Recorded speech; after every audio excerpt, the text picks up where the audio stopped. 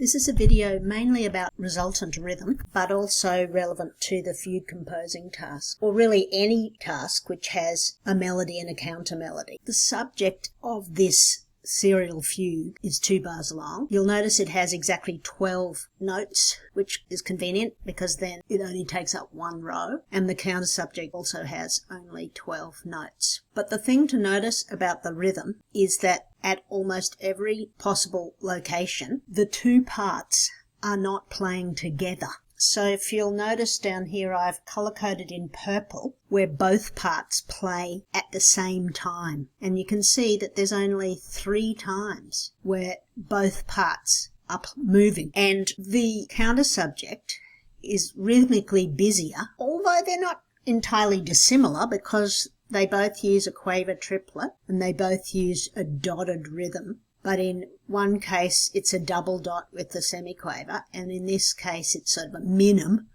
with the tiny quaver at the end. That sort of sounds similar.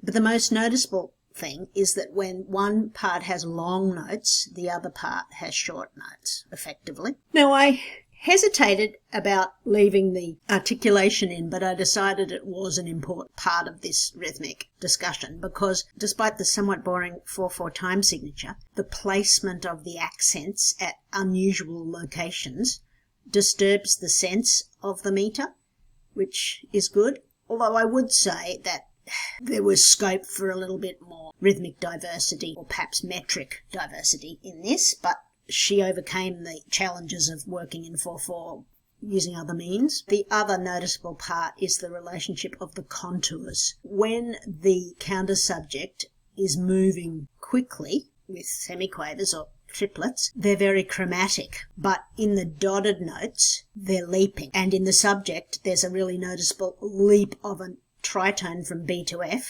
downwards, or descending tritone, and in the counter subject there's a noticeable upwards leap of a perfect fifth, which I think gives each little melody its distinct characteristics, combined with things like the distance between the register of the cello and the violin. So both dynamics, register, rhythms and contour have been used in a contrasting way to make the 2 things sound really distinct.